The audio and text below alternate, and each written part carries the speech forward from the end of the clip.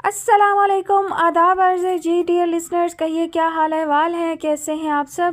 دعا ہے امید ہے سب خیریت سے ہوں گے اور الحمدللہ میں بھی خیریت سے ہوں۔ اور جناب کہانی کی لاسٹ ایپیسوڈ لے کر حاضر ہوں۔ جی ہاں، یہ شارٹ سٹوری ہے اور اس کی 2 ہی ایپیسوڈ ہیں، ایک اپلوڈ ہو چکی ہے اور آج آخری قسط ہے۔ کہانی کا نام ہے وہ خواب سا اور مصنفہ ہے رابعہ ساجد۔ آخری قسط۔ آتش دان کے گرد پڑے صوفوں پر وہ تینوں جینی کی بنائی کافی سے لطف اندوز ہو رہے تھے، بلکہ لطف اندوز تو بس آب ہو رہا تھا۔ وہ دونوں میاں بیوی تو اسے گھورنے میں مصروف تھے، جس کا آب ارتضا پر کوئی اثر ہوتا نظر نہیں آ رہا تھا۔ ویسے مجھے نہیں پتا تھا کہ تم اتنے میسنے ہو، جا کر کسی لڑکی کو پرپوز کر آئے اور ہمیں اب بتا رہے ہو۔ جینی کو اس بات کا بہت افسوس تھا۔ تو کیا پورا پیرس اکٹھا کر کے لے جاتا اپنے ساتھ؟ آپ نے تسلی سے کافی ختم کر کے مگ ٹیبل پر رکھ کر پوچھا۔ پورا پیرس نہیں، کم سے کم پیرس کے ان 2 رہائشیوں کو تو لے کر جاتے، تاکہ ہم بھی دیکھتے ہمارا یہ آدم بیزار سا دوست محبت میں پڑھ کر کیسا لگتا ہے۔ اب کی بار کب سے خاموش بیٹھا جارج بولا۔ تو اب دیکھ لو اس محبت میں مبتلا شخص کو، تمہارے سامنے ہی بیٹھا ہے۔ اس نے کھڑے ہو کر سر کو ذرا سا خم دیتے ہوئے کہا۔ ویسے لگ تو بے حد ہینڈسم رہے ہو، اور تمہارے دانت پچھلے 2 گھنٹوں سے اندر ہی نہیں جا رہے، کہیں خرگوش تو نہیں رہ چکے پہلے؟ جینی نے جل کر اس کی ہنسی پر طنز کیا، جس پر وہ پھر ہنس دیا۔ تمہاری شادی کے دن تم دونوں کے دانت بھی منہ کے اندر رہنے سے انکاری تھے، میں نے بھی برداشت کیا تھا، اب تم لوگ بھی کر لو، اس نے کہا۔ پر ہم نے یوں چھپ چھپا کر نہیں کر لیا تھا سب کچھ، جیسے تم کر رہے ہو، جینی نے اسے گھورا۔ اب کیا بتاؤں، میرا بس چلتا تو پورے پیرس کو اکٹھا کر لیتا، پر مجھے اس مشرقی سنڈریلا کا ڈر تھا کہ اگر اس نے مجھے ریجیکٹ کر دیا تو دل تو ٹوٹے گا ہی، ساتھ رسوا الگ ہو جاؤں گا، اس نے بے چارگی سے کہا، جس پر جارج اور جینی کے روٹھے چہرے مسکرانے پر مجبور ہو گئے۔ ویسے تمہیں اچانک یہ محبت کا تیر کیسے لگ گیا؟ جہاں تک مجھے یاد پڑتا ہے کالج یونیورسٹی میں تم نے کبھی کس لڑکی کو گھاس نہیں ڈالی تھی۔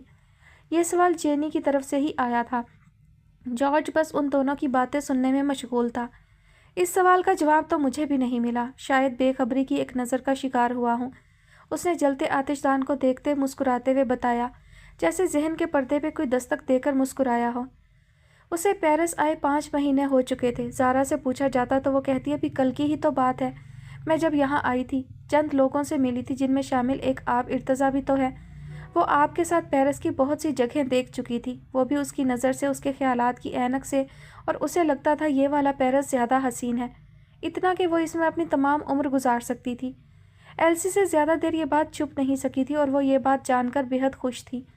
مجھے تو پہلے ہی شک تھا، جس طرح وہ تمہیں دیکھتا تھا اور تم جنگلی بلی اس کے سامنے بالکل نئی زارا بن جاتی تھی، جو کبھی اونچا بولی ہی نہ ہو۔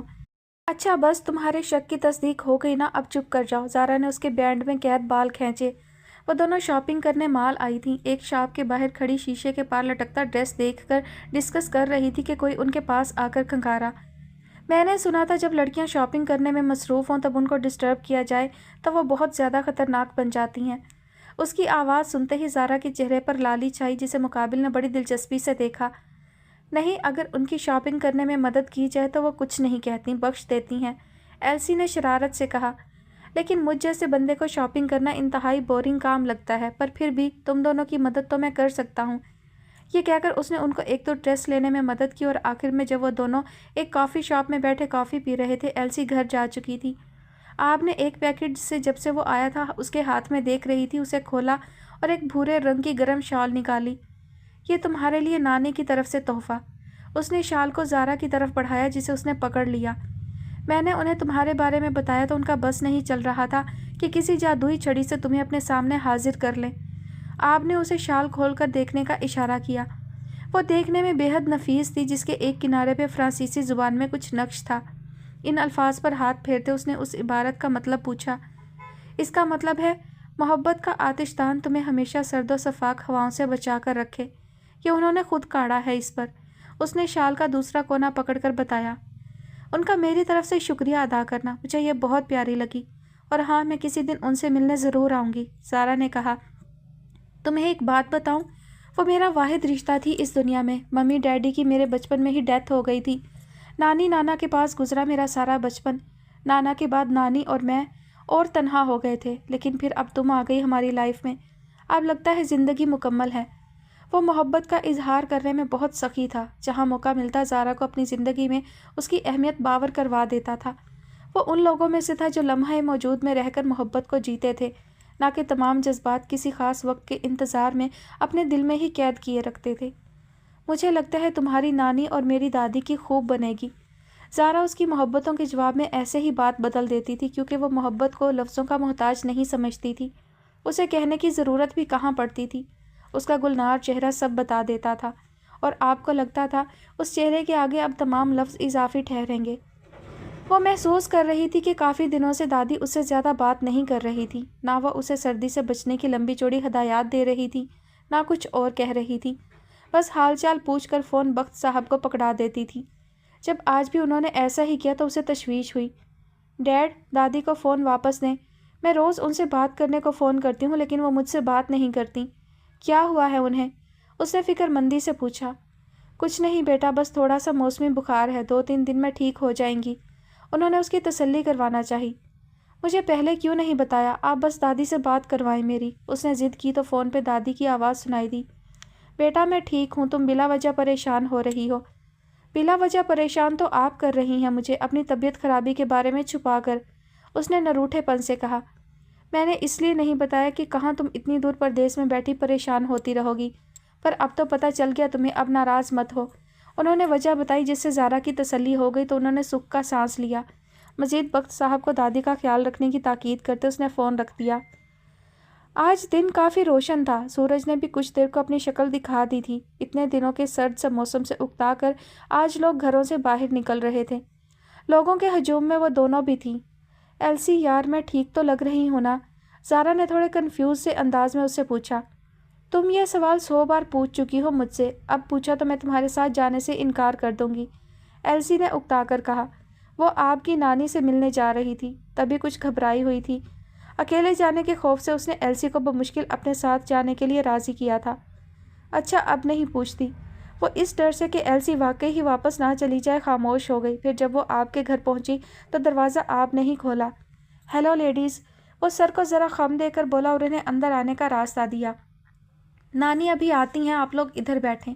وہ انہیں سٹنگ ایریا میں لے آیا، پھر زارا کے چہرے پر چھائے پریشانی کے تاثرات دیکھے تو پوچھا، تمہیں کیا ہوا ہے؟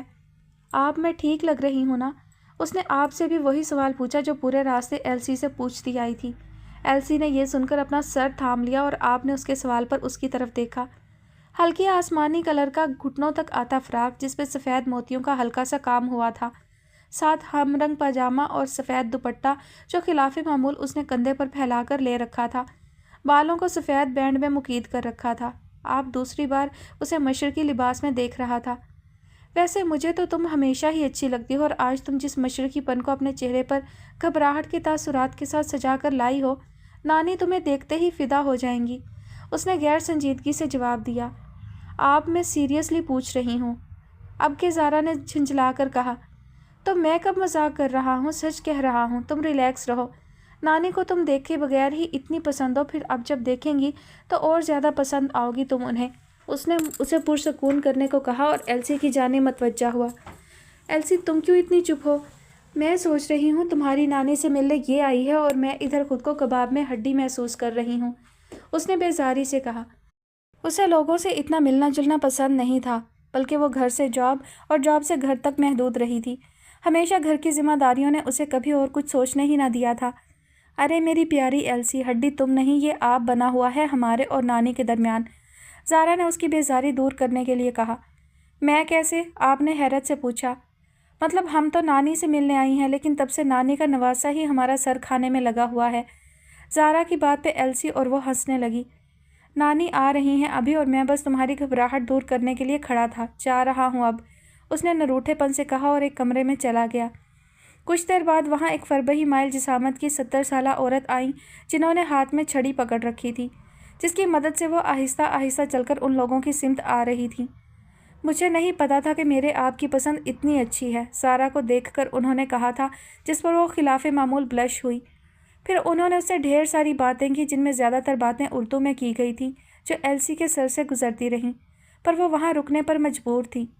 زارا کو اب پتہ چلا تھا کہ آپ اتنی اچھی اردو کیسے بول لیتا ہے، کیونکہ اس کی نانی بڑی اچھی اردو بولتی ہیں، اتنی کہ زارا نے کبھی پاکستان میں رہ کر نہیں بولی ہوگی۔ آپ بچپن میں ماں باپ کے بعد بہت ساری محرومیوں کا شکار ہو گیا تھا۔ اتنا خاموش رہتا تھا کہ کبھی کبھی گمان ہوتا تھا کہ وہ کبھی بولے گا ہی نہیں۔ پھر آہستہ آہستہ وہ اس فیز سے باہر آیا، میری وجہ سے، کیونکہ وہ خود کو فراموش کر سکتا ہے لیکن اپنے ساتھ منسلک رشتوں کو کبھی بھی بھولتا نہیں۔ وہ اسے اس کے بچپن کے قصے سنا رہی تھی۔ اسے لڑکیاں پاگل لگتی تھیں، پھر اسے تم ملی، باتوں باتوں میں تمہارا ذکر کرتا تھا، بلکہ روز ہمارے گھر میں تمہاری باتیں ہونے لگی تھیں، اسی لیے مجھے تم سے مل کر کوئی اجنبیت محسوس نہیں ہوئی۔ زارا ان کی باتوں پر بس مسکرائے جا رہی تھی۔ ایک دن آدھی رات کو آپ نے مجھے نیند سے اٹھا دیا۔ بکھرے بالوں، بکھرے حلیے کے ساتھ وہ میرے بیڈ کے پاس کھڑا تھا۔ پوچھنے پہ کہتا، نانی مجھے محبت ہو گئی ہے، اب میں کیا کروں؟ میں نے کہا، اس میں پریشان ہونے والی کیا بات ہے؟ محبت ہونے سے پتہ چلتا ہے کہ ہم نارمل انسان ہیں، احساس و جذبات سے لبریز دل رکھنے والے۔ پھر ایسی ہی کئی باتیں کر کے اور کھانا کھا کر وہ دونوں واپس آ گئیں۔ زارا ویسے تمہاری ہونے والی نانی ساس بہت اچھی ہیں، تم خوش رہو گی وہاں، ایلسی نے راستے میں اس سے کہا۔ فکر مت کرو، تمہارے لیے بھی کوئی ایسا اچھا گھر ڈھونڈیں گے۔ زارا کے لہجے میں شرارت محسوس کر کے اس نے کندھے پر دھموکا مارا جس پر دونوں ہنس دیں۔ رات کا نہ جانے کون سا پہر تھا جب کمرے کی خاموشی کو بجتے فون نے توڑا تھا۔ اس نے بند آنکھوں سے ہی تکیا کے نیچے سے فون ٹٹولا اور کان سے لگایا۔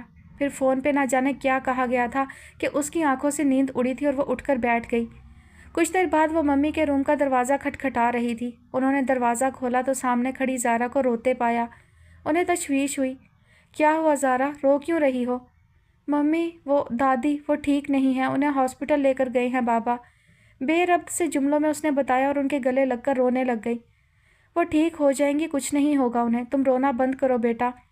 پریشان تو وہ بھی بہت ہو گئی تھیں، لیکن زارا کو دلاسا دیتے ہوئے اس کے کمرے کے اندر لے گئیں۔ پھر صبح ہوتے ہی اس نے سب سے پہلا کام ٹکٹ بک کروانے کا کیا۔ وہ جلد از جلد دادی کے پاس جانا چاہتی تھی۔ موسم بہت سرد سا تھا، باہر کا بھی اور دل کے اندر کا بھی۔ وہ دونوں دریا کے پاس اسی بینچ پر بیٹھے تھے جہاں بیٹھ کر انہوں نے اب تک کئی باتیں کی تھیں۔ تو تم جا رہی ہو؟ خاموشی کو آپ نے توڑا۔ وہ جانے سے پہلے اسے ملنے آئی تھی۔ ہاں، جانا بہت ضروری ہے، اس نے مختصر سا جواب دیا۔ پریشان مت ہو، دادی بہت جلد صحت یاب ہو جائیں گی، اس نے اس کی روئی روئی سی آنکھیں دیکھتے کہا۔ بچپن سے میں کبھی بھی دادی سے اتنے وقت تک دور نہیں رہی، میں تو کچھ سال پہلے تک زیادہ وقت رہتی بھی ان کے کمرے میں تھی۔ سونا، اٹھنا، کھانا پینا سب ان کے ساتھ ہوتا تھا۔ وہ تو مجھے کہا کرتی تھی کہ تم کب بڑی ہوگی، میرے بالوں کا روکھا پن ان کو اچھا نہیں لگتا، جب بھی میرے بال کھلے دیکھتی ہیں تو فوراً اپنے سامنے بٹھا کر آئل لگا دیتی۔ میں اپنا وارڈروب جان بوجھ کر خراب رکھتی ہوں تاکہ وہ آئیں اور ٹھیک کریں۔ مجھے اچھا لگتا ہے ان سے لاڈ اٹھوانا اور وہ اٹھاتی بھی ہیں۔ جب سے ان کی بیماری کے متعلق سنا مجھے بہت ڈر لگ رہا ہے۔ آپ وہ ٹھیک ہو جائیں گی نا؟ اس نے بڑی آس سے اسے دیکھ کر پوچھا۔ آپ نے دیکھا رو رو کر سوجی آنکھیں۔ آج اس نے سادہ سا اونی کرتا پاجامہ پہن رکھا تھا اور نانی کی گفٹ کی وہ بھوری شال کندھے پر پھیلا رکھی تھی۔ اس کا بس نہیں چل رہا تھا کہ ہر وقت مسکراتی رہنے والی زارا کو کسی طرح ہنسا دے۔ جن سے دل کا ناتا ہو ان کی افسردگی برداشت نہیں ہوتی، چاہے وہ دور ہوں یا 2 قدم کے فاصلے پر بیٹھے نظر آ رہے ہوں۔ میں تمہارا انتظار کروں گا۔ جب وہ جانے لگی تو اس نے پیچھے سے کہا جس پر اس نے پلٹ کر دیکھا۔ اس کی آنکھوں میں یہ تحریر نقش تھی کہ میں کوشش کروں گی تمہارا یہ انتظار زیادہ طویل نہ ہو، اور چلی گئی۔ آپ نے اس کی شال کے کنارے پہ نقش دعا زیر لب پڑھی۔ محبت کا آتش دان تمہیں ہمیشہ سرد و شفاف ہواؤں سے بچائے رکھے۔ دریائے سین نے یہ سرگوشی نما دعا سنی اور تمام دریاؤں تک پہنچا دی، کیونکہ محبت کرنے والوں کو دعاؤں کی حاجت ہمیشہ رہتی ہے۔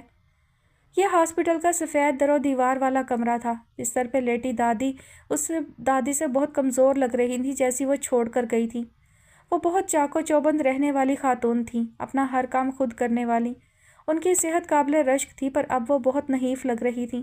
وہ ان کے پاس بیٹھ کے ایک کنارے پر بیٹھی انہیں دیکھتی خاموشی سے آنسو بہانے میں مصروف تھی۔ زارا، ایسے رونے سے کیا ہوگا بیٹا، جب سے آئی ہو روئے جا رہی ہو۔ بابا نے اس کے کندھے پہ نرمی سے ہاتھ رکھ کر پریشانی سے کہا۔ آپ نے مجھے پہلے کیوں نہیں بتایا کہ دادی کی طبیعت زیادہ خراب ہے، اس نے شکوہ کیا۔ میں بتانا چاہتا تھا پر تمہاری دادی نے منع کر دیا کہ تم وہاں جا کر اتنی خوش ہو ایسے ہی پریشان ہو جاؤ گی، انہوں نے وجہ بتائی۔ میری خوشی دادی سے زیادہ اہم نہیں تھی، اس نے روتے ہوئے کہا جس پر بخت صاحب کو مزید رنج ہوا۔ اسے پیرس سے آئے 24 گھنٹے ہو چکے تھے، تب سے وہ ایک پل کے لیے بھی دادی کے پاس سے نہ ہٹی تھی۔ انہیں ایک دو بار ہوش آیا ورنہ زیادہ تر دوائیوں کے زیر اثر وہ غنودگی میں رہتی تھی۔ اس کی ممی اور آپ سے بھی ایک دو بار بات ہو چکی تھی۔ سب ٹھیک تھا، اسے امید تھی سب ٹھیک ہو جائے گا۔ جب دادی صحت یاب ہو کر گھر جائیں گی تو انہیں آپ کا بھی بتانا تھا۔ اس نے اس بارے میں بہت کچھ سوچا ہوا تھا، لیکن اللہ کی مرضی کچھ اور ہی تھی۔ رات کو کچھ دیر کے لیے دادی ہوش میں آئی تھیں۔ زہرا جو ان کے پاس بیٹھی تسبیح کرنے میں مگن تھی، فوراً ان کے پاس جا کر کھڑی ہو گئی۔ دادی اب کیسی ہیں آپ؟ اس نے ان کا ہاتھ پکڑ کر ہلکا سا دبایا۔ زہرا تم آ گئی، اب میرے پاس ہی رہنا، جانا مت، انہوں نے دھیمی کمزور آواز میں کہا۔ جی دادی میں یہی ہوں آپ کے پاس، آپ بس۔ اس سے پہلے کہ وہ بات مکمل کرتی اس نے ان کا اپنے ہاتھوں میں پکڑا ہاتھ ڈھلکتا محسوس کیا۔ اسے پاس رہنے کا کہنے والی خود اپنے سفر پہ جا چکی تھی۔ وہ اس بات کا ادراک ہوتے ہی ایک دم بے جان ہوئی تھی۔ وہ کچھ بولنے سے قاصر تھی۔ دنیا ایک دم خالی ہو گئی تھی۔ اپنوں کو اپنی آنکھوں کے سامنے بے جان ہوتے دیکھنا ہمیں بے جان کرنے کے لیے کافی ہوتا ہے۔ پھر وہ ان کے سوئم تک خاموش رہی تھی، ایک بھی لفظ بولے بغیر، بس ساکت وجود کے ساتھ۔ آنسو نہ جانے دل کے کس کونے میں جا چھپے تھے۔ درد کے اظہار کو کچھ بھی نہیں مل رہا تھا۔ بخت صاحب ماں کے جانے کا غم تو برداشت کر ہی رہے تھے، لیکن اس کے ساتھ بیٹی کی حالت دیکھ کر بھی دل کٹ رہا تھا۔ انہوں نے کوشش کی تھی کہ وہ اپنی ممی سے بات کر لے، شاید تب وہ تھوڑا روئے اور نارمل ہو جائے، پر اس نے بات نہیں کی تھی، نہ ایلسی سے، نہ مس گل سے، اور نہ اس سے جسے انتظار کرتا چھوڑ آئی تھی۔ وقت بہت ظالم ہوتا ہے، خصوصاً اس وقت جب ہم چاہتے ہیں کہ یہ جلدی گزر جائے، کہ ایک دن ہم نیند سے بیدار ہوں تو ہمیں پتہ چلے اچھا وقت شروع ہو گیا۔ برا وقت تو ایک خواب تھا، پر یہی تو المیہ ہے، ایسا ہوتا ہی نہیں ہے۔ کسی ضدی بچے کی طرح وقت بھی شاید رک چکا ہے۔ آج دادی کو گئے 10 دن ہو گئے، پر لگتا ہے جیسے کل ہی کی تو بات ہے جب وہ مجھے کمرے کی ہر چیز کو بے ترتیب دیکھ کر ڈانٹ رہی تھی، اور اگر مجھے علم ہوتا کہ وہ میرے پاس تعمر نہیں رہیں گی تو میں کبھی کسی چیز کو بے ترتیب نہ رہنے دیتی اور نہ ان سے دور جاتی۔ پر جانے والے جانے سے پہلے ہمیں بتا دیں تو دکھ کی وجہ ہی باقی نہ رہے گی۔ کسی کے جدا ہونے سے زیادہ اچانک جدا ہونے کا دکھ زیادہ ہوتا ہے۔ اچانک ملنے والے دکھ بہت جان لیوا ہوتے ہیں۔ وہ لان میں بیٹھی دور خلاؤں میں گھورتی یہ سب سوچ رہی تھی کہ جب بخت صاحب نے آ کر اس کے سر پر ہاتھ رکھا، وہ اپنے خیالات سے چونکی اور انہیں دیکھا۔ اگر ایسے ہی ہر وقت اداس رہو گی تو تمہاری دادی کو یقیناً دکھ پہنچے گا، اور مجھے بھی، انہوں نے دھیمی آواز میں کہا۔ پاپا جانے والے اس بات سے بے نیاز ہو چکے ہوتے ہیں کہ ان کے پیچھے رہ جانے والے کس حال میں ہیں۔ اس نے ان کا سر پہ رکھا ہاتھ تھام لیا۔ پر تم ایسے چپ چاپ ساری دنیا سے کٹ کر بیٹھی رہو گی تو یہ بات بھی ٹھیک نہیں ہے۔ روئی بھی نہیں ہو کھل کر، تب سے نہ کوئی بات کی نہ کوئی شکوہ۔ وہ زارا کے لیے بے حد فکر مند تھے۔ دادی ہمیشہ کہا کرتی تھیں کہ خدا سے شکوہ نہیں کرتے بلکہ اس کی رضا میں راضی رہنا چاہیے، تو میں بس کوشش کر رہی ہوں کہ ان کی سکھائی باتوں پر عمل کر سکوں، اور آپ بالکل فکر مت کریں، میں ٹھیک ہوں۔ اس نے ان کے فکر مند چہرے کو دیکھ کر کہا اور اپنے کمرے کی جانب چل دی۔ زارا اپنی ممی کو کال کر لینا، وہ تم سے بات کرنا چاہتی ہیں، پاپا نے یاد آنے پر اس سے کہا، جس پر وہ کچھ بھی کہے بغیر آگے چل دی۔ کمرے میں آ کر اس نے ممی کو کال کی، کافی دیر ان سے بات کرتی رہی، پھر ایلسی آ گئی تو اس سے بات کر کے اس کی ذات پہ چھایا جمود تھوڑا کم ہوا۔ پھر کچھ سوچ کر اس نے وہ نمبر ملایا جس سے اتنے دنوں سے لاتعلقی اختیار کی ہوئی تھی۔ مقابل شاید منتظر بیٹھا تھا، ایک پل کی بھی تاخیر کیے بغیر کال ریسیو کر لی۔ کچھ بولو گی نہیں؟ اس کی خاموشی محسوس کر کے فون پہ آپ کی آواز ابھری۔ بولوں گی تو اپنے فیصلے پہ قائم نہیں رہ سکوں گی، بس ایک بات کہنی تھی، اس نے ٹھہرے ٹھہرے لہجے میں کہا۔ کیا؟ مقابل نے لہجے میں ہزاروں خدشے لیے پوچھا، پر کاش نہ پوچھتا۔ یہی کہ میرے منتظر نہ رہنا آب ارتضیٰ، تمہیں میں اپنے انتظار سے آزاد کرتی ہوں، اور پلیز وجہ مت پوچھنا۔ آپ کو لگا پیرس کا سارا شور اس کے کانوں میں سما گیا ہے اور رات ہونے سے پہلے ہی تاریکی نے دل پہ چھانا شروع کر دیا ہے۔ ریسیور کب کا رکھا جا چکا تھا، پر اسے لگا وقت رک گیا ہے، بالکل اسی لمحے کی طرح جس لمحے 2 آنکھوں میں سمائی روشنیاں دل میں جا روشن ہوئی تھیں، پر اب ان کی جگہ تاریکی لے چکی تھی۔ پر وہ روشن آنکھیں تو ابھی بھی دل میں اسی جگہ موجود تھیں، انہوں نے جگہ نہیں بدلی تھی۔ دوسری طرف آزادی کا اندیا دے کر وہ خود وہیں بندھی رہ گئی تھی، انہی روشنیوں کو دیکھتی 2 مشتاق آنکھوں کے آس پاس۔ وقت تو حقیقتاً اب ٹھہرا تھا، ساکت تو لمحے اب ہونا شروع ہوئے تھے۔ محبت کی کہانی میں جمود تبھی چھاتا ہے جب ہجر جیسی حقیقت سامنے آ کر کھڑی ہو جائے۔ زارا بخت کی محبت کی کہانی جس روشنی سے شروع ہوئی تھی اسی روشنی پر آ کر تھم چکی تھی، पर कौन जानता है, थम जाना या चल पड़ना किरदारों के इख्तियार में थोड़ी होता है। वो तो कलमकार जब चाहे उस जमूद को कुछ लफ्ज़ों से हलचल में बदल दे। बख्त साहब की वजह से उसने खुद को संभाल लिया था और नॉर्मल रूटीन की तरफ वापस आ गई थी। हाँ, पहले की तरह घर उसकी हंसी से गूंजता नहीं था। अपना पेरिस का सफ़रनामा कुछ रद्दोबदल के साथ उसने पब्लिशर को भेज दिया था, तो आजकल वो उसी की अशात में मसरूफ़ थी। पर सफ़रनामे के साथ उसकी कई यादें वाबस्ता थीं, तभी अक्सर अपने लिखे जुमलों पर ही वो अफसुर्दा हो जाती थी। पर यह अफसुर्दगी वो किसी के साथ बांट नहीं सकती थी सिवाय एल्सी के, जो अक्सर उसे फ़ोन कर लेती, और बहुत कम गोसी एल्सी घंटों बेमानी बातें करके उसका ध्यान बटाती रहती, क्योंकि वो उसके तमाम दुख से वाकिफ़ थी। उसने उसके दिल का आबाद होना भी देखा था और अब उजड़ जाना भी देख रही थी। दोस्तों के वो गम जो आप अपनी आंखों के सामने उन पे गुजरते देखते हैं, वो नाकाबिले बर्दाश्त होते हैं, इस हद तक कि आप बयान नहीं कर पाते उस अज़ियत को जो उस वक्त आप पर बीत रही हो। पर वक्त का काम है गुजरना, तो ज़ारा ने भी खींच खांच कर बुक की अशात में मसरूफ़ होकर 2.5-3 माह गुजार लिए थे। आज उसकी बुक लॉन्चिंग तकरीब हो रही थी। एक हाल नुमा कमरा, जहाँ एक तरफ उसकी पब्लिश हुई किताब की कई कापियाँ तरतीब से रखी थी। किताब का टाइटल शहर रोशन का सफ़र और सरवक्त दोनों देखने वालों को अपनी तरफ मतवज्जा कर रहे थे। कितार से रखी कुर्सियों पर बैठे लोग, जिनमें सबसे आगे रखी कुर्सियों की कितारों में कुछ सहाफ़ी हाथ में नोट पैड और कलम लिए बैठे थे, और ज़ारा के कुछ दोस्त, जानने वाले, अदब से ताल्लुक़ रखने वाले कुछ लोग, और उनके सामने एक कुर्सी पे नेवी ब्लू कुर्ता शलवार के साथ काला प्रिंटेड दुपट्टा ओढ़े, हाथ में किताब पकड़े सहाफ़ियों को किताब के मुतल्लिक बता रही थी। मैम, इस किताब की कोई ख़ास बात बताएं जिसकी वजह से पढ़ने वाले इसे पढ़ें। एक सहाफ़ी ने अपना पेन कागज़ पर चलाते हुए पूछा। अगर आपको खालिक की तख्लीक की गई दुनिया की खूबसूरती अट्रैक्ट करती है और आपको हसीन जगहों के मुतालिक जानने का शौक़ है, तो आप इस किताब को पढ़ें, आपको मायूसी नहीं होगी। उसने संजीदगी से जवाब दिया। मैं इससे पहले आपके 2 सफ़रनामे पढ़ चुकी हूँ। मुझे आपके लिखने में जो बेसाख्तापन होता है वो बहुत अच्छा लगता है। तो मैं पूछना चाहती हूँ, इस सफ़रनामे में कोई ऐसी बात जो आपने सोची ना हो, बस बेसाख्ता लिखती हो? एक लड़की ने पूछा। एक दिन मैं यूं ही टहलने की गर्ज से बाहर निकली और चलते चलते फुटपाथ पे चलने लगी। तब मौसम बहुत खुशगवार था। काफ़ी दिनों के बाद सूरज ने अपनी गरमाइश पेरिस की ज़मीन पर डाली थी, तो इसी वजह से वहाँ कई लोग तफरीह करते नज़र आ रहे थे। मैंने वहीं एक मुजस्मे के पास एक 70-80 साला जोड़े को बैठे देखा। बूढ़ी औरत व्हील चेयर पर थी, जबकि बुजुर्ग अपने हाथ में पकड़े हारमोनिका को मुंह से लगाए कोई धुन बजाने की कोशिश कर रहे थे, लेकिन उन्हें इस काम में बहुत मुश्किल पेश आ रही थी, क्योंकि हारमोनिका बजाने की कोशिश में उनका सांस फूल जाता था, जिसे दुरुस्त करने के लिए वो थोड़ी थोड़ी देर बाद अपने कोट की पॉकेट से इनहेलर निकालकर मुंह से लगाते। औरत उन्हें शायद हारमोनिका बजाने से मना कर रही थी। मैं उनके पास गई और उनसे पूछा कि आप ये क्यों बजा रहे हैं, तो उन्होंने कहा, ये मेरी बीवी ने मुझे शादी वाले दिन गिफ्ट किया था और आज के दिन हमारी शादी को 50 साल हो गए हैं। तभी मैं अपनी बीवी के लिए उस दिन की याद में ये बजा रहा हूँ।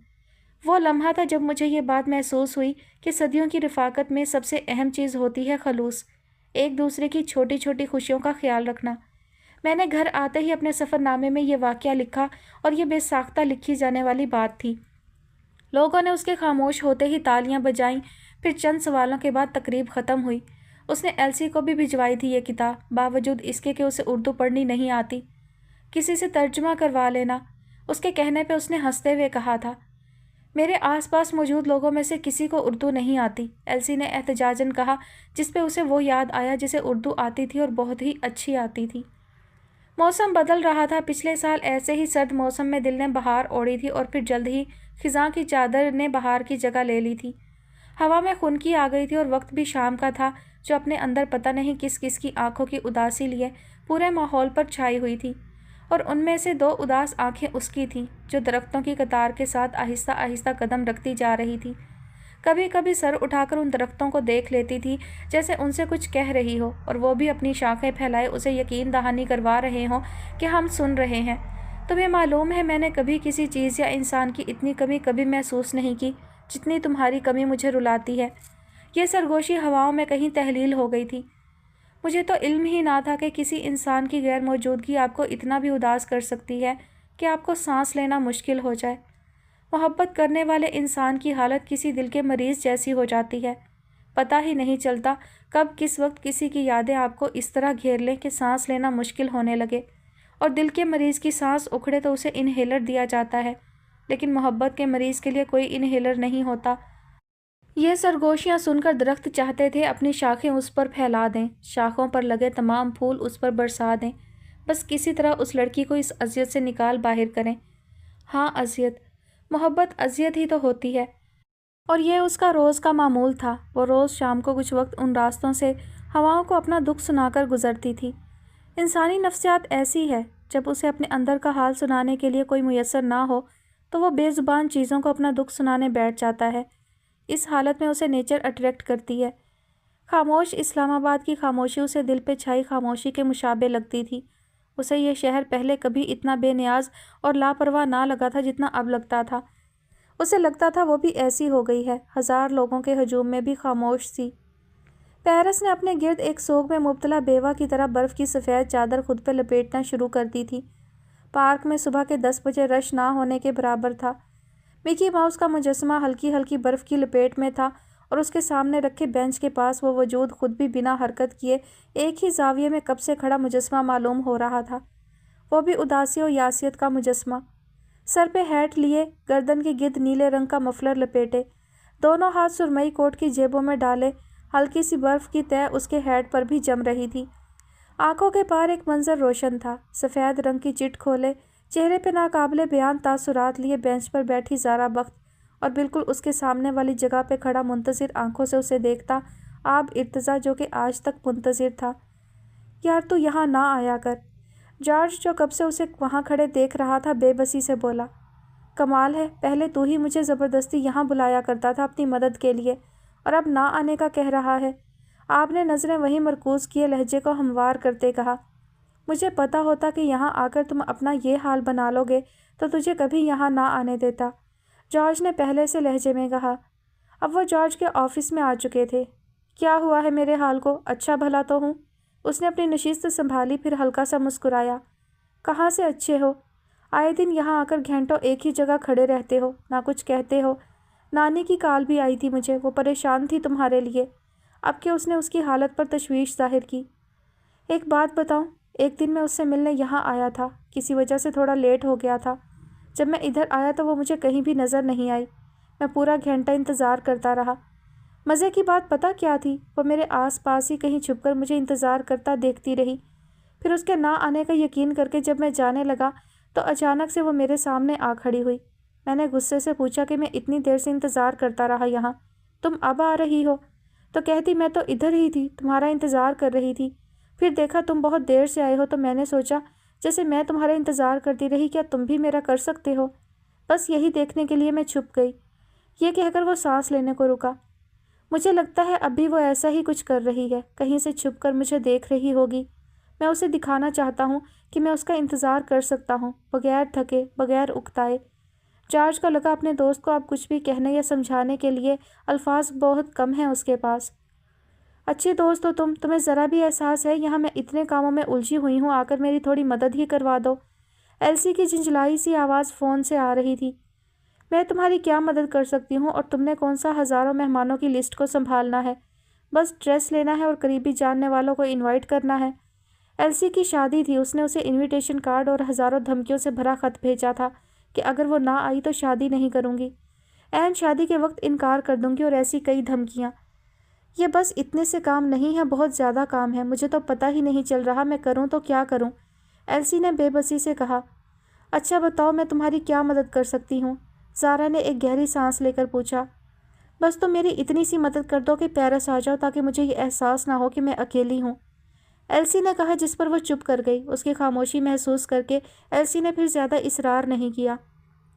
زارا بیٹا چلی جاؤ، تمہاری دوست کتنی محبت سے بلا رہی ہے تمہیں۔ بخت صاحب نے اس کے کمرے میں پڑا ایلسی کا بھیجا شادی کا کارڈ دیکھ لیا تھا۔ جب انہیں پتہ چلا وہ جانا نہیں چاہتی تو وہ اسے سمجھانے آئے تھے۔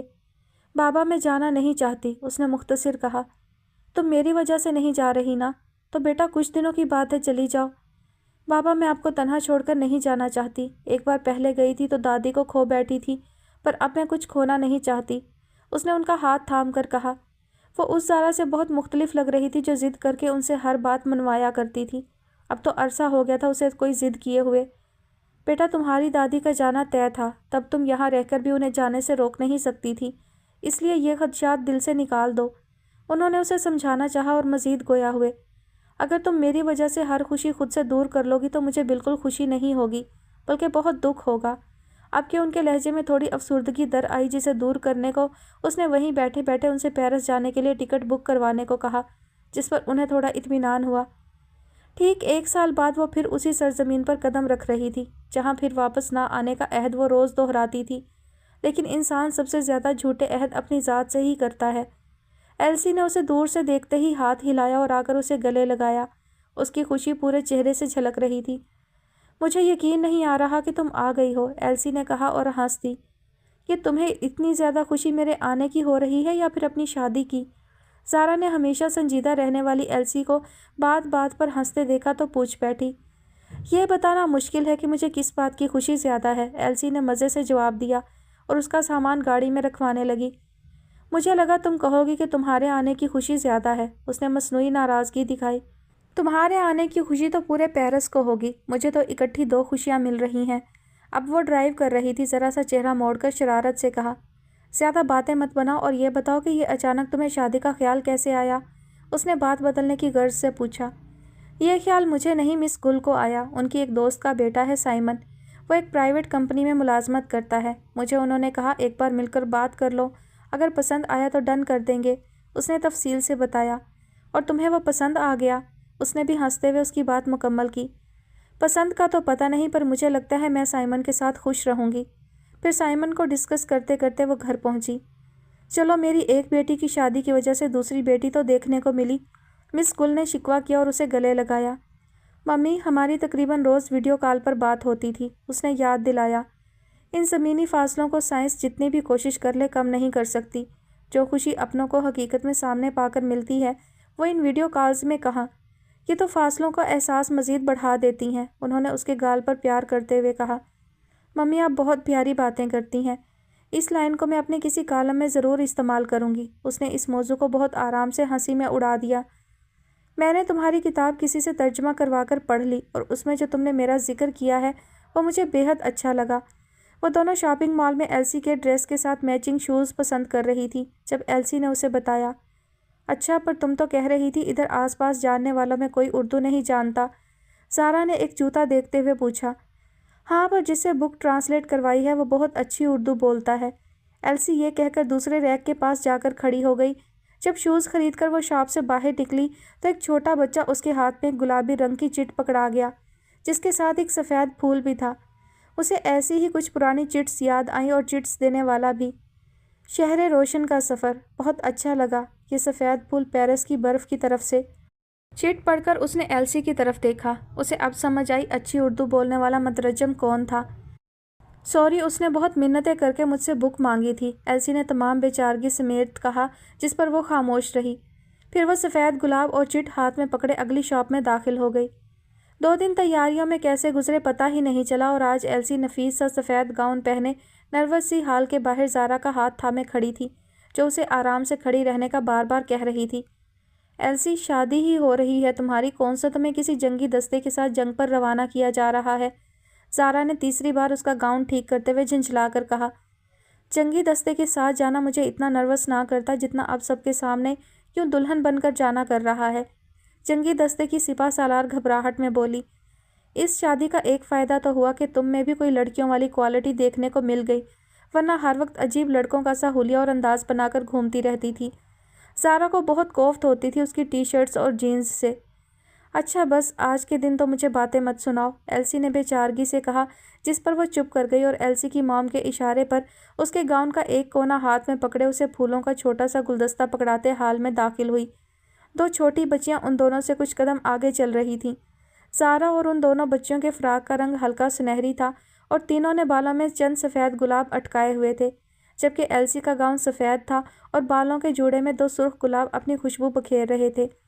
دونوں قطاروں میں کھڑے لوگ دلہن کو آتا دیکھ اس کی طرف متوجہ ہوئے، جبکہ سفید شرٹ کے ساتھ بھوری ٹائی لگائے کھڑے شخص کو لگا پورے حال نے کسی کے لباس کا سنہری رنگ چرا لیا ہو اور اب اس رنگ پہ ناز کرتا حال میں لگی موم بتیوں کو اپنی خوشی بتا رہا ہو۔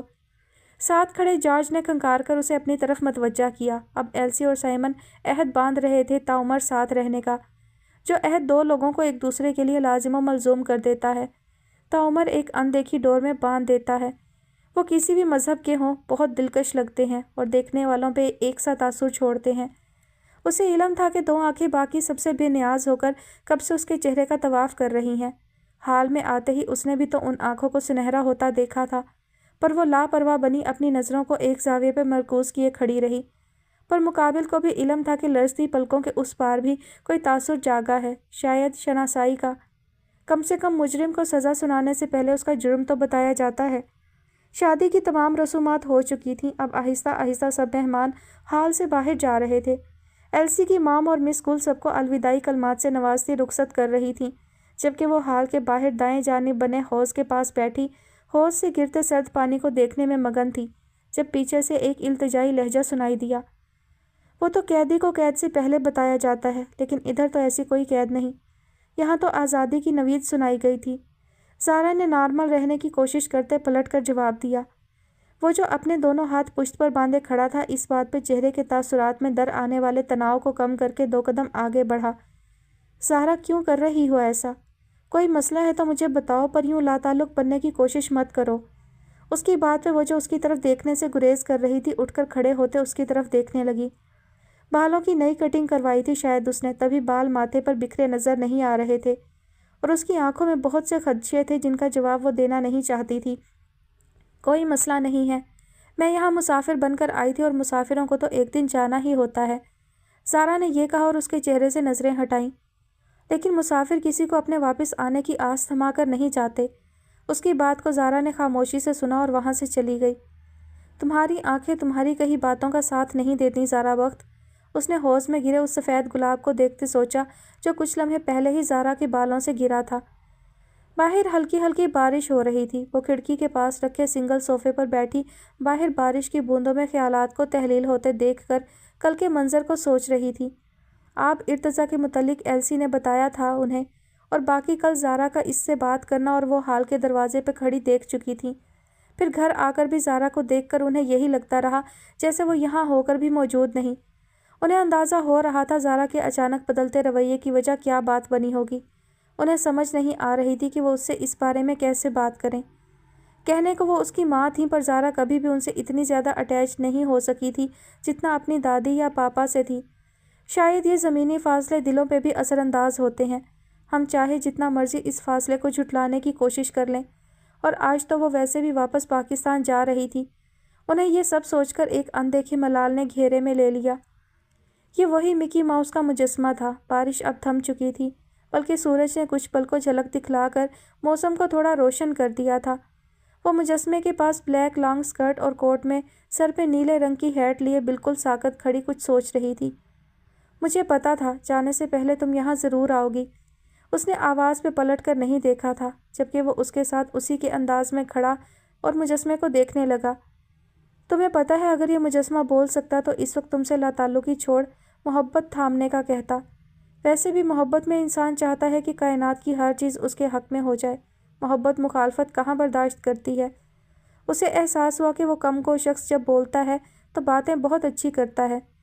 फिर चेहरा तिरछा करके उसकी तरफ देखा तो जहन के पर्दे पे एक ख्वाब का मंजर रोशन हुआ। वो ख्वाब में बिल्कुल इसी तरह उससे 2 कदम पीछे ही तो खड़ा था, पर वहाँ उसने उसका हाथ थामा था। इधर ख्वाब की ताबीर उल्टी हो गई।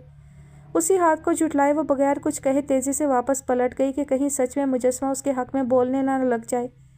कहानी में सिंड्रेला अपना जूता छोड़ गई थी, पर यहाँ ये मशरिकी सिंड्रेला पूरा पज़ल थमा गई है सुलझाने के लिए, वो भी बगैर किसी हिंट के। ना बोलने वाले मुजस्मे से मुखातिब होते उसने सोचा शहज़ादा तब भी उसके मसलों से बेखबर था। शहज़ादे को अब भी बेखबरी में रखा गया था। वो जब से पेरिस से वापस आई थी और ज़्यादा खुद में गुम रहने लगी थी। बख्त साहब के सामने वो खुद को नॉर्मल रखने की पूरी कोशिश करती थी। पहले की तरह उनसे बातें करती, हंसती थी, पर वो उनकी बेटी थी। उसके चेहरे से ही उसके दिल का हाल जान लेते, और ज़ारा को भी कहाँ कोई बात छुपानी आती थी। वो लाख नॉर्मल नज़र आने की कोशिश करती रहती, लेकिन उनका दिल गवाही देता कि कुछ तो ऐसा है जो ठीक नहीं है। कोई डोर है जो उलझी हुई सी है, जो कि वो नहीं जानते थे। उनकी बेटी ने खुद उलझा ली है सुलझाने के ख्याल से। और सबसे बड़ी तब्दीली ज़ारा में ये आई थी कि वो शाम के वक्त कॉलोनी के गिर्द चक्कर लगाती, एक लंबी वाक पर निकल जाती थी जो 2 घंटों से भी ज़्यादा तवील होती। جبکہ پہلے اسے واک کرنا بلکہ تنہا واک کرنا بہت بورنگ لگتا تھا، اور شاید کسی ذہنی خلفشار کے سبب اسے بخار رہنے لگا تھا جو کبھی انتہا کو پہنچ جاتا تو کبھی کم ہو جاتا۔ جب انہیں لگتا وہ اب بالکل ٹھیک ہے تبھی اس کی طبیعت اور زیادہ خراب ہو جاتی۔ وہ یہ سب باتیں سوچ کر مزید الجھ گئے تھے۔ اتنا تو انہیں یقین تھا کہ کوئی بات ہے جو ان کی بیٹی کو پریشان کر رہی ہے، پر ان کی سمجھ سے باہر تھا کہ اس پریشانی کا سراغ کیسے لگائیں۔ یہاں آ کر انہیں زارا کی دادی کی کمی بہت محسوس ہوئی۔ جو بات وہ ان کے ہزار پوچھنے پر بھی نہیں بتا رہی تھی، ان کے ایک بار استفسار پر ہی بتا دینی تھی۔ پاپا، میں نے آپ کو بہت پریشان کیا ہوا ہے نا آج کل؟ وہ انہی سوچوں میں غرق تھے جب زارا نے آ کر ان کے کندھے پر اپنا سر ٹکا کر پوچھا۔ نہیں، بیٹیاں تو پریشانی کا نہیں، سکون قلب کا سبب ہوتی ہیں، اور تم تو میری بہت اچھی بیٹی ہو، انہوں نے شفیق سے لہجے میں اس کے سر پر ہاتھ پھیرتے کہا۔ پاپا، میں کبھی نہیں چاہوں گی کہ میری وجہ سے آپ کو کسی بھی قسم کی پریشانی ہو، اور میری طبیعت بھی جلد ٹھیک ہو جائے گی، اس نے ان کو یقین دہانی کروائی۔ یہ خراب طبیعت تو تم پیرس سے لے کر یہاں آئی ہو، مجھے لگتا ہے ٹھیک بھی دوبارہ وہیں جا کر ہوگی، انہوں نے ہلکے پھلکے انداز میں کہا، جس پر اس نے چونک کر انہیں دیکھا اور اچانک بولی، نہیں، میں پیرس نہیں جاؤں گی واپس کبھی بھی، ہمیشہ آپ کے پاس رہوں گی پاپا۔ اس کے بے ساختہ پن پہ اب چونکنے کی باری بخت صاحب کی تھی۔ سارا یہ بات کہہ کر کب کی جا چکی تھی، جبکہ وہ کسی سوچ میں ڈوبے وہیں کھڑے رہے۔ وہ بہت نفیس طریقے سے آراستہ لاؤنج تھا۔ داخلی دروازے سے اندر داخل ہوتے ہی پہلی نظر سامنے دیوار پہ لگی بڑے سائز کی تصویر پر پڑتی تھی۔ اس کے ساتھ بھی ایسا ہی ہوا تھا۔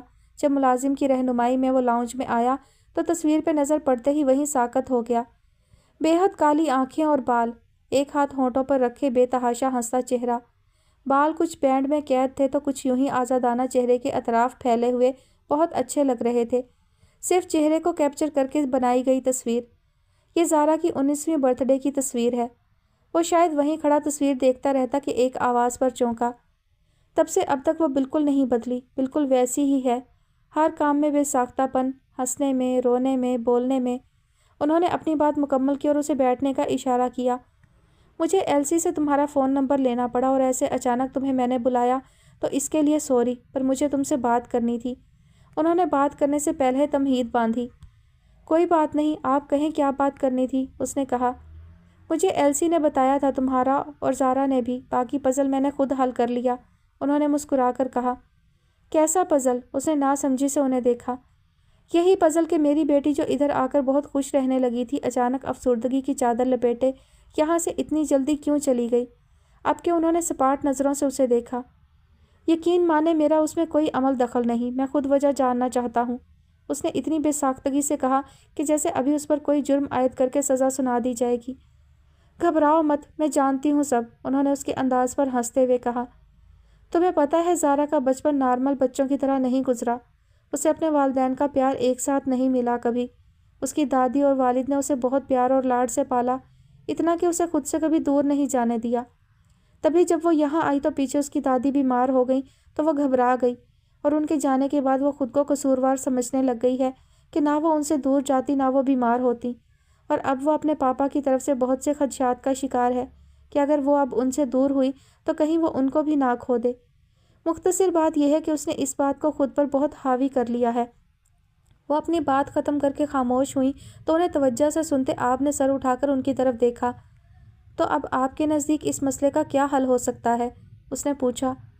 زارا نے جن خدشات میں خود کو الجھا لیا ہے ان کو سلجھانے کے لیے 2 مہربان ہاتھوں کی ضرورت ہے، انہوں نے اس کی طرف دیکھتے ہوئے کہا، جس پر لاؤنج میں ایک پرسوچ سی خاموشی چھا گئی۔ ہیلو جی، کون بات کر رہا ہے؟ وہ جو کچن میں اپنے لیے کافی بنانے آئی تھی اچانک لاؤنج میں رکھے ٹیلی فون کی بیل پر ریسیور اٹھا کر بولی۔ وہی جسے ایک پاکستانی مسافر اپنا منتظر چھوڑ آئی تھی، دوسری طرف سے بہت آرام سے کہا گیا، جس پر زارا نے فون پر نمبر دیکھا جو وہ پہلے اجرت میں دیکھنا بھول گئی تھی۔ پر یہ اس کا نمبر نہیں تھا، کسی ان نون نمبر سے کال کی تھی آپ نے۔ ویسے مجھے تم سے اتنی بے وقوفی کی امید نہیں تھی مس کالم نگار۔ جب کافی دیر تک وہ کچھ نہ بولی تو اس نے تپانے والے انداز میں کہا، ہاں بے وقوفی تو میں نے کی ہے تمہاری کال اٹینڈ کر کے۔ ویسے ایک بات بتاؤ، اتنی دور سے مجھے بے وقوف ثابت کرنے کے لیے تو فون نہیں کیا ہوگا؟ بہت عرصے بعد اس نے اپنی پرانی ٹون میں بات کی تھی، جسے سن کر دوسری طرف یقیناً کوئی مسکرایا تھا۔ بالکل، میں نے تو یہ بتانے کے لیے فون کیا تھا کہ پیرس میں بہار نے اپنی آمد کا اعلان کر دیا ہے، بہت جلد سرد موسم کی جگہ رنگوں نے سنبھال لینی ہے۔ ہاں البتہ میں نے سنا ہے پاکستان میں فی الحال بہار آنے کا کوئی امکان نہیں، لیکن ہاں، اگر لوگ اپنے مزاج کو تھوڑا نرم کر لیں تو شاید، اس نے مسکراتے لہجے میں کہا، جس کا ایک بھی لفظ زارا کے پلے نہیں پڑا تو ریسیور پٹک کر واپس کچن میں آ گئی اور اس کے مسکراتے لہجے کے متعلق سوچنے لگی۔ پھر شام تک اس کے ذہن میں یہی بات چلتی رہی تو اکتا کر اس نے یوں ہی آب ارتضیٰ کا سوشل میڈیا اکاؤنٹ اوپن کیا۔ جب پہلی تصویر پر نظر پڑی تو وہ رک گئی۔ تصویر ایک دن پہلے اپلوڈ کی گئی تھی جس میں آپ کے دوست جارج نے کچھ بلونز ہاتھ میں پکڑ رکھے تھے اور اس کی بیوی جینی ہاسپٹل کے لباس میں بیڈ پر نیم دراز ایک نومولود بچے کو پکڑے مسکرا رہی تھی، جبکہ آپ ایک ہاتھ میں کچھ سویٹس پکڑے دوسرے ہاتھ سے تصویر بنا رہا تھا اور بہت خوش نظر آ رہا تھا۔ ادھر میں اسے یاد کر کے مری جا رہی ہوں اور وہاں دیکھو دانت ہی اندر نہیں جا رہے موصوف کے، اس نے جل کر سوچا اور نہ جانے کیوں اسے تھوڑا رونا بھی آیا۔ ان کے لاکھ منع کرنے کے باوجود وہ سرے شام ہی کالونی کے نزدیکی پارک میں واک کرنے کی غرض سے چلی گئی تھی، جبکہ اس کا تپتا چہرہ اس کی خراب طبیعت کا گواہ تھا اور وہ اپنے کمرے میں ٹہلتے وہ باتیں سوچ رہے تھے جو ابھی کچھ دیر پہلے مس گل نے فون پر کہی تھی۔ ایک طرف انہیں اپنی بیٹی کے اپنے متعلق اتنا حساس ہونے پر بہت پیار آ رہا تھا تو دوسری طرف دکھ بھی کہ وہ کیسے اپنا دل مار کر گھوم رہی تھی، پر وہ ایسا نہیں ہونے دیں گے۔ کسی نتیجے پر پہنچ کر وہ کمرے سے باہر آئے اور گھر واپس آتی زارا کو مسکرا کر دیکھا اور سر پر ہاتھ رکھا جس پر وہ بھی مسکرا دی۔ تم نے بیٹی بن کر سوچا تھا پر میں ایک باپ بن کر فیصلہ کروں گا، انہوں نے خود کلامی کی اور لاؤنج میں بیٹھ کر اس سے ادھر ادھر کی باتیں کرنے میں مگن ہو گئے۔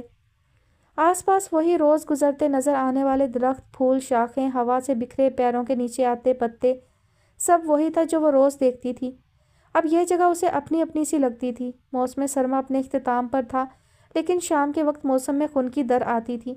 وہ سرخ ہوتے ناک کے ساتھ ہلکے ہلکے بخار میں سخت سردی محسوس کر رہی تھی لیکن اپنے اوپر لی شال کو مزید اپنے گرد پھیلاتے آگے بڑھتی رہی۔ ابھی وہ گھر نہیں جانا چاہتی تھی جہاں دادی کے بغیر عجب وحشت ٹپکتی تھی اور کچھ اس کی سوچیں پورے گھر کو گھٹن زدہ کر دیتی تھی۔ یہی سب سوچتے سوچتے اسے اچانک اداسی نے گھیر لیا۔ پھیلتی شام کا اثر تھا اور کچھ سوچوں کا۔ اس کا دل کیا وہ وہیں کسی درخت کے ساتھ لگ کر بہت سارا روئے اور اس نے اس بات پہ فوراً عمل بھی کیا۔ وہ ایک درخت سے ٹیک لگائے بغیر آواز کے روتی رہی۔ ساتھ اسے دادی کی بات بھی یاد آئی کہ شام کے وقت درختوں کے پاس نہ جایا کرو، وہاں جنات کا بسیرا ہوتا ہے۔ اسے کچھ ڈر بھی لگا جس سے اس کے بہتے آنسوؤں میں کچھ کمی آئی۔ تو کیا اب پاکستانیوں نے پانی کی جگہ درختوں کو آنسو پلانا شروع کر دیے ہیں؟ یہ آواز تو وہ کہیں بھی پہچان سکتی تھی پر یہ اس وقت اس جگہ کیوں سنائی دے رہی تھی؟ وہ آنسو بہانا چھوڑ کر اس آواز کو تلاشتی ادھر ادھر دیکھنے لگی۔ آواز کا محور دو درختوں کے فاصلے پر جینس کی پاکٹس میں ہاتھ ڈالے پرسکون سا کھڑا تھا۔ اسے لگا یہ اس کی آنکھوں کا دھوکہ ہے۔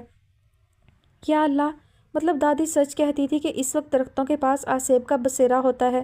اس نے خود کلامی کی جسے آس پاس ساکت کھڑے درختوں اور دور کھڑے اس انسان نما آسیب نے بھی سنا۔ انٹرسٹنگ، تمہاری دادی اور کیا کیا کہتی تھی؟ میں سننا چاہوں گا۔ وہ جو ڈر کے مارے پیچھے دیکھے بغیر تیز تیز قدم اٹھاتی جا رہی تھی وہ اس کے ہم قدم ہو کر بڑے آرام سے گویا ہوا اور زیر لب آیت الکرسی کا ورد کرتی اور تیزی سے قدم اٹھانے لگی۔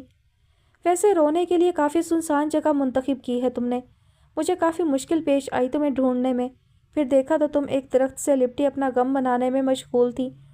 وہ اور بھی بہت کچھ کہہ رہا تھا لیکن زارا سن ہی کب رہی تھی، بس تیز قدموں سے چلتی جا رہی تھی پیچھے پلٹ کر دیکھے بغیر۔ واہ زارا بخت، اب تم نے مجھے آسیب بھی بنا ڈالا، حد ہے ویسے۔ اسے گیٹ سے اندر جاتا دیکھ کر وہ وہیں رک کر بولا اور جب زارا نے ایک پل کو پیچھے دیکھا تو وہاں کوئی نہیں تھا۔ اس کا یقین اور پختہ ہوا کہ وہاں واقعی ہی کوئی آسیب تھا، وہ بھی آب ارتضیٰ کی شکل میں۔ اگلے دن اس نے گھر سے باہر نکلنے کا بھی نہیں سوچا تھا۔ کچھ طبیعت کا بوجھل پن تھا کہ وہ اتنا دن نکل آنے کے بعد بھی بیڈ پر نیم دراز تھی جب بخت صاحب دروازہ ہلکا سا کھٹکھٹا کر اندر آئے۔ زارا جلدی سے اٹھ کر تیار ہو جاؤ، ہم باہر جا رہے ہیں، انہوں نے خلاف معمول بہت خوش پاش سے انداز میں کہا۔ نہیں پاپا، میرا کہیں جانے کا من نہیں آج، اس نے اٹھ کر بیٹھتے ہوئے کہا۔ جب میرے ساتھ چلو گی من خود ہی کرنے لگے گا، انہوں نے کہا۔ نہیں میں، اس نے پھر انکار کرنے کو منہ کھولا۔ میں کوئی بات نہیں سنوں گا، بغیر کچھ بولے 10 منٹ میں تیار ہو کر آ جاؤ، انہوں نے بات کاٹی اور جیسے آئے تھے ویسے ہی چلے گئے۔ ٹھیک آدھے گھنٹے بعد وہ دونوں فیصل مسجد کے سبزے پر بیٹھے ناشتہ کر رہے تھے، بلکہ ناشتہ تو بخت صاحب کر رہے تھے، وہ تو بیٹھی انہیں دیکھ رہی تھی۔ میں نے سوچا بہت وقت ہو گیا ہمیں ایک ساتھ وقت گزارے، وہ بھی تمہاری فیورٹ جگہ پر، انہوں نے اس کی سوالیہ نظروں کے جواب میں کہا۔ پاپا آپ مجھ سے کوئی بات کرنا چاہتے ہیں؟ اتنا تو اسے اندازہ ہو ہی گیا تھا ان کے انداز سے۔ مطلب کہ میرا اندازہ ٹھیک تھا، میری بیٹی واقعی ہی بہت سمجھدار ہو گئی ہے کہ خود ہی ہر بات اخذ کرنے لگی ہے۔ انہوں نے اس کی بات پر ہنستے ہوئے کہا۔ سمجھدار تو میں شروع سے ہی ہوں، سارا نے آس پاس گھومتے لوگوں کا جائزہ لیتے ہوئے کہا، پر اب زیادہ ہو گئی ہو کہ اپنا ہر فیصلہ خود کرنے لگی ہو۔ انہوں نے سنجیدگی سے کہا جس پر وہ تھوڑا چونکی۔ نہیں پاپا، میں اپنی زندگی کا کوئی بھی فیصلہ آپ کے بغیر نہیں کر سکتی، اس نے ان کا ہاتھ تھامے بے قراری سے کہا۔ تو تم نے یہ کیسے سوچ لیا کہ تمہارے دل کی خوشی میرے لیے دکھ کا باعث ہو سکتی ہے؟ اب کہ وہ اصل بات کی طرف آئے۔ سارا، میں نے کبھی نہیں سوچا تھا کہ تم مجھے اتنا کمزور سمجھتی ہو کہ میں تمہاری خوشی کو صرف اپنے تنہا رہ جانے کے خیال سے جھٹلا دوں گا۔ وہ مزید گویا ہوئے۔ میں بس آپ کے لیے فکر مند تھی پاپا، اس نے آنسو ضبط کرتے کہا۔ فکر مند تھی تو مجھے آ کر کہتی، تم بس مجھے ہمیشہ کی طرح اپنی خواہش آ کر بتاتی۔ تمہیں تو یقین تھا نا کہ تمہارے پاپا تمہارے لیے سب کچھ کر سکتے ہیں، تو یہ اتنی بڑی بات کیوں نہ کہی؟ اور تمہارے تمام خدشات بے بنیاد ہیں بیٹا، تمہاری دادی کا جانا طے تھا، اس میں تمہارا یا میرا کوئی عمل دخل نہیں۔ انہوں نے اسے سمجھانا شروع کیا۔ زندگی کی مشکلات کا ہم اکیلے سامنا نہیں کر سکتے، خصوصاً اس وقت جب ہمارے اپنوں کی خوشیاں بھی اس سے مشروط ہوں۔ یہ سراسر بے وقوفی والی بات ہے جو تم نے کی ہے، اپنی برداشت سے زیادہ بوجھ اپنی کمزور سی جان پر ڈال کر۔ تمہیں پتہ ہے تم نے مجھے، اپنی ممی کو اور آپ ارتضیٰ کو کتنی تکلیف پہنچائی ہے؟ ان کے منہ سے آپ کا نام سن کر وہ سر جھکائے، ان کی باتیں سنتی آنسو بہانے میں مصروف تھی، جھٹکے سے سر اٹھائے انہیں دیکھنے لگی۔ ہاں، میں مل چکا ہوں آپ سے، آخر اپنی بیٹی کی بے وقوفیوں کا ازالہ بھی تو کرنا تھا۔ انہوں نے اس کی آنکھوں میں چھپے سوال کا ہنس کر جواب دیا۔ پر پاپا، آپ تو اتنے دن سے گھر پہ ہی تھے۔ وہ تمام باتیں بھول کر ایک نئی پریشانی میں مبتلا ہوئی۔ ہاں، میں نہیں گیا، پر مجھ سے ملنے وہ تو آ سکتا ہے۔ ابھی تک اس کے پاکستان آنے پہ پابندی نہیں لگی۔ وہ اس کی پریشان صورت دیکھ کر مسکرائے۔ اس کا مطلب وہ کل کوئی آصف نہیں، سچ میں آپ ہی تھا؟ اوہ خدایا، اس نے مارے حیرت کے آواز بلند خود کلامی کی، جسے سن کر بخت صاحب بہت محظوظ ہوئے۔ کتنے دنوں کی کلفت یوں پل میں ہوا ہوئی تھی، کیونکہ وہ زارا کی خوشیاں واپس لانے کے فیصلے میں بہت حد تک کامیاب ہو چکے تھے۔ 1 سال پہلے کا سوچوں تو وہ وقت بہت اذیت میں گزرا، اور وہ تمام اذیت میرے بے بنیاد خدشات کے سبب ہی جھیلی میں نے۔ پاپا سے اس بارے میں تفصیل سے بات کرنے کے بعد مجھے سمجھ آئی، بات اتنی پیچیدہ نہیں تھی جتنی میں نے صرف خود تک محدود رکھ کر بنا لی تھی۔ بچپن میں جب مجھ سے ریاضی کا کوئی سوال حل نہیں ہوتا تھا تو میں بہت چڑچڑی ہو جاتی تھی، دماغ اتنا الجھا لیتی تھی، پھر پاپا آتے اور منٹوں میں وہ سوال حل کر دیتے۔ ایسے ہی اب ہوا، پر اب میں ان سے اپنی الجھن شیئر کرنا بھول گئی تھی۔ بہت پہلے ایسا کر لیتی تو اتنے وقت تک تکلیف میں نہ رہتی۔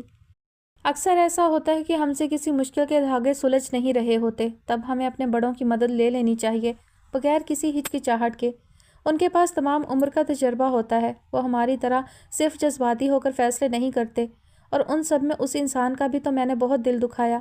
میری ہر بے رخی کو کیسے وہ ہنس کر برداشت کرتا رہا، اب میں کیسے سامنا کروں گی اس کا؟ یہ نئی شام کا وقت تھا، وہ وہیں ایک درخت کے ساتھ ٹیک لگائے ایک بڑے سے پتھر پر بیٹھی اپنے خیالات کو ڈائری پر اتار رہی تھی، اس بات سے بے خبر کہ کوئی چپ چاپ اس کے پیچھے کھڑا ڈائری کو پرتبسم چہرے کے ساتھ پڑھ رہا ہے۔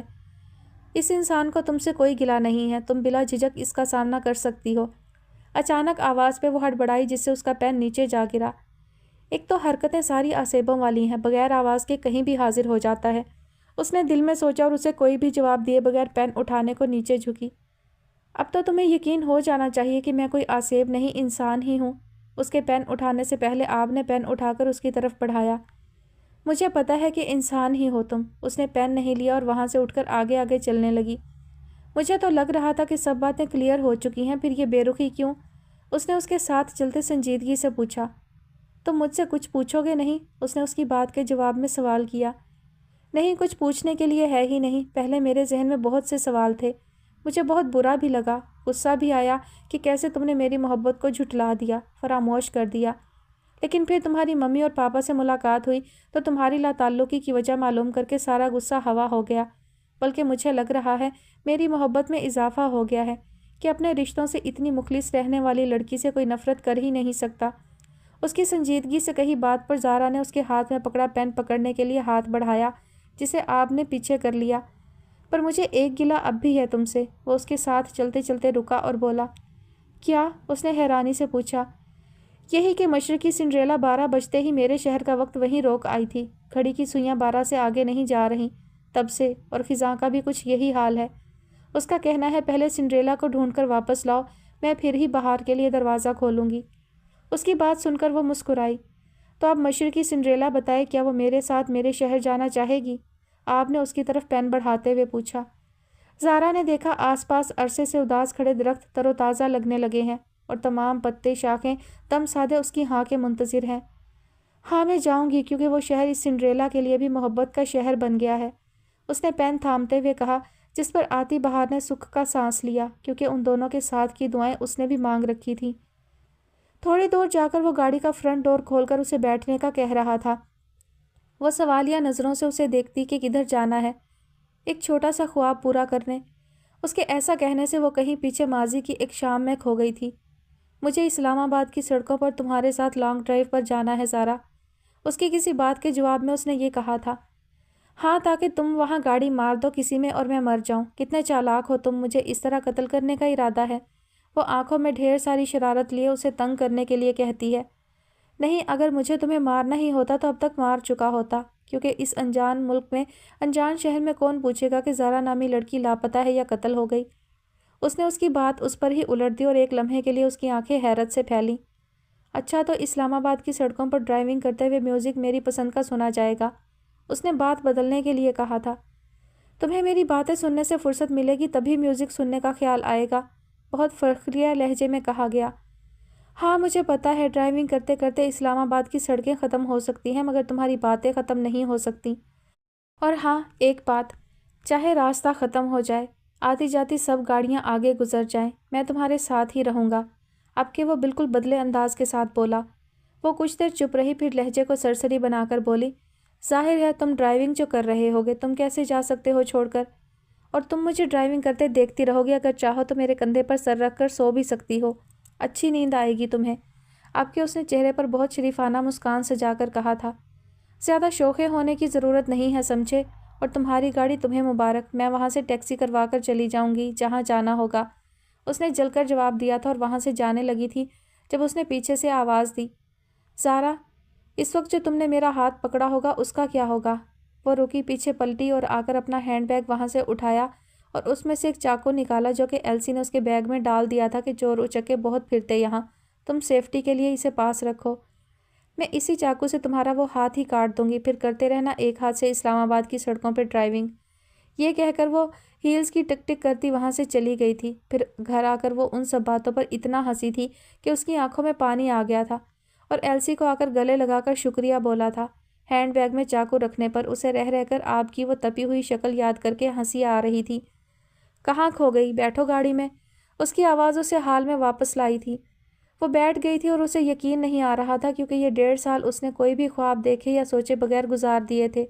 اب اچانک سے اس کے سامنے اس کا یہ خواب حقیقت بن کر آ کھڑا ہوا تھا، تو وہ کیسے یقین کر لیتی اتنی آسانی سے؟ وہ اس کا فیورٹ سانگ سیٹ کرنے میں لگا ہوا تھا جب زارا نے اسے پکارا، آب۔ اس کے چلتے ہاتھ ایک پل کو رکے اور اس نے منہ موڑ کر اس کی طرف سوالیہ نظروں سے دیکھا۔ وہ میں تمہارے کندھے پر سر رکھ لوں؟ وہ ساکت ہوا تھا کچھ پل کے لیے۔ کیا انداز تھا اس کا، جیسے پوچھ رہی ہو، چائے میں چینی کتنی ڈالوں؟ 2 چمچ ڈال دوں؟ تمہاری اجازت ہے؟ اس نے اس کا سر خود اپنے کندھے کے ساتھ لگا دیا تھا، کچھ کہے بغیر۔ تب اس کی کیا فیلنگز تھی وہ بتا نہیں سکتا تھا۔ پھر اس نے اپنا ہاتھ آگے کیا تھا، جس پر زارا نے تھوڑا سا سر اوپر اٹھا کر اسے دیکھا۔ اگر تم میرا ہاتھ نہ کاٹنا چاہو تو کیا اسے پکڑ سکتی ہو؟ مطلب اسے بھی وہ چاقو یاد تھا۔ کتنی عجیب بات ہے نا، ہمیں لگتا ہے کہ یادیں بس ہمارے پاس ہی ہوتی ہیں، ہم ہی ہر چیز یاد رکھتے ہیں، دوسرے کے پاس کیا کیا ہے اس کا ہمیں خیال بھی نہیں گزرتا۔ اس نے خاموشی سے اس کا ہاتھ پکڑا تھا، پھر پتہ نہیں کہاں سے آنسوؤں کا ایک سیلاب تھا جو اس کی آنکھوں سے بہنا شروع ہوا تھا۔ وہ دونوں ہاتھوں میں منہ چھپائے روتی گئی اور وہ چپ چاپ بیٹھا بس اس کے بہتے آنسو دیکھ رہا تھا۔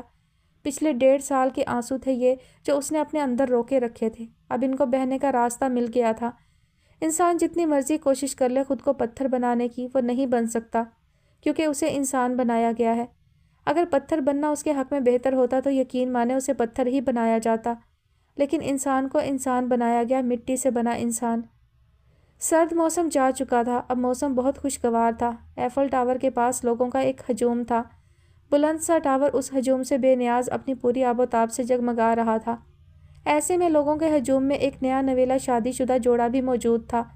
لڑکی کے ہاتھ پہ ہلکی ہو چکی مہندی کے نقوش تھے اور لال کانچ کی چوڑیاں جو اسے مشرقی ظاہر کرنے میں ناکافی تھیں، کیونکہ ان 2 چیزوں کے علاوہ وہ red shirt, black long skirt کے ساتھ سر پر بلیک ہیٹ لیے اپنے مقابل کھڑے شخص کو گھورنے میں مصروف تھی، جو کہ اپنے بلیک پینٹ کوٹ کے ساتھ ریڈ ٹائی لگائے مسکرا رہا تھا۔ آپ میں نے سچ میں تمہیں ہی ٹکٹس پکڑائی تھیں، پھر تم کیسے کہہ سکتے ہو کہ وہ میرے پاس تھی؟ اس نے غصے سے کہا۔